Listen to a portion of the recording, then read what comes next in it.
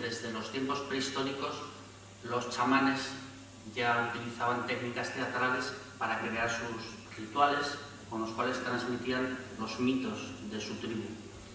Luego el teatro griego pues crea una serie de ceremonias religiosas que se van transformando más adelante en lo que es el teatro clásico, ¿no? Pero al principio el teatro surge en Grecia como ceremonias religiosas para transmitir también los mitos culturales de los griegos. La técnica más definitoria, la característica más definitoria del teatro como técnica de comunicación es el cara a cara real, físico, entre el que transmite el mensaje y el que lo recibe. Nosotros creemos que esta característica, le dota al teatro de una capacidad muy especial para crear complicidades entre el que emite el mensaje y el que lo recibe. Y esto, a su vez, creemos que potencia muy fuertemente el trabajar las cuestiones emocionales y los sentimientos de pertenencia. Y creemos que los sentimientos de pertenencia y las cuestiones emocionales son cuestiones claves para trabajar procesos de participación. Entonces nosotros esto lo aplicamos a tratar de generar procesos de participación ambiental.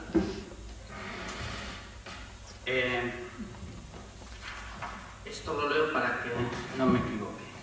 Nosotros pensamos que la participación ambiental no surge de valores aprendidos y asumidos de forma racional, sino que proviene básicamente de valores profundos, no adquiridos por el mero raciocinio y que están relacionados con la parte afectiva y emocional.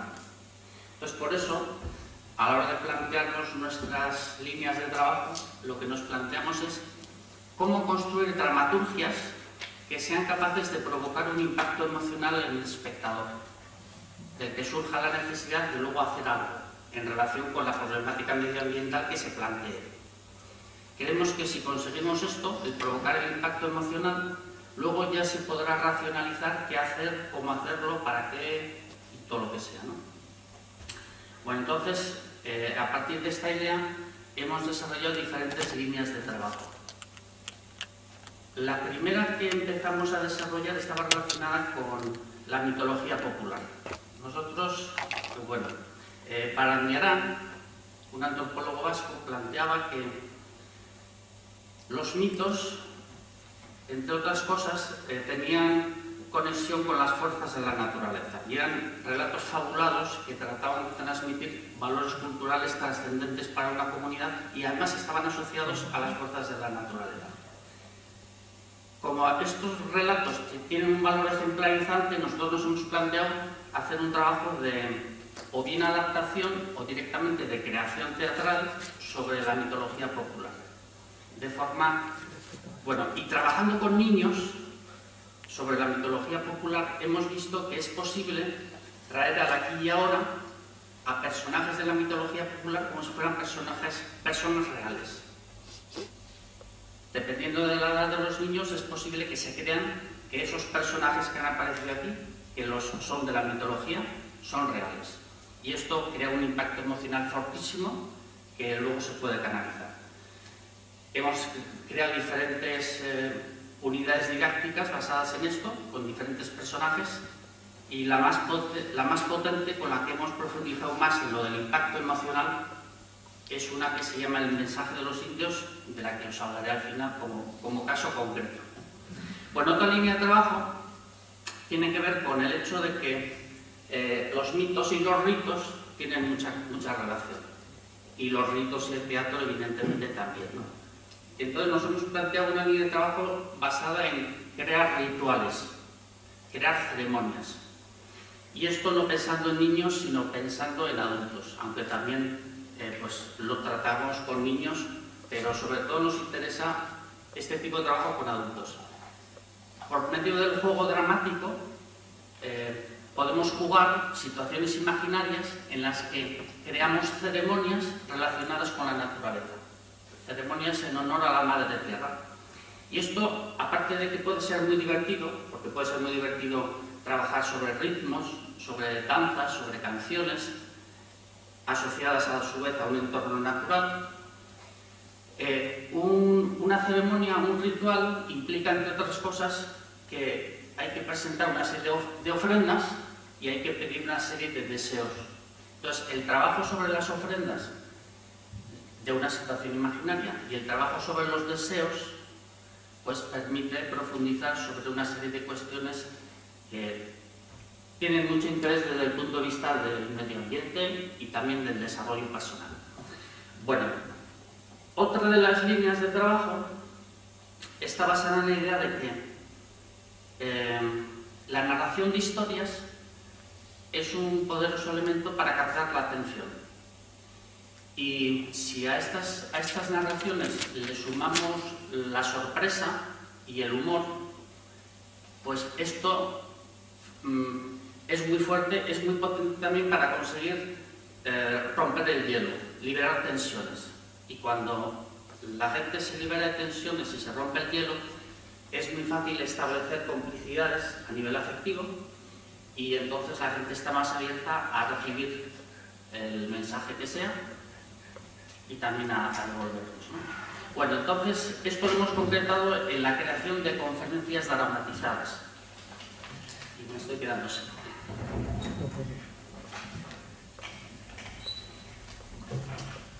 Y la idea es, pues, por medio de crear conferencias para transmitir mensajes complejos, como por ejemplo el concepto de ecosistema, el concepto de medio ambiente, el concepto de cambio climático, el concepto de efecto invernadero, que es algo muy complejo y muy arduo, y ser capaces de mantener la atención de un auditorio de niños, pero no solo de niños, sino también de jóvenes o incluso de adultos, durante más de una hora, sobre un tema tan arduo en principio, pero que por medio de estas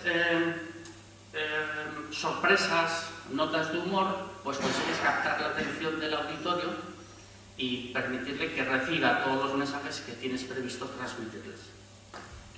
Bueno, y la cuarta línea de trabajo que estamos desarrollando está basada en que el teatro no solamente es una técnica de comunicación audiovisual hacia el exterior, sino que también es una técnica de introspección.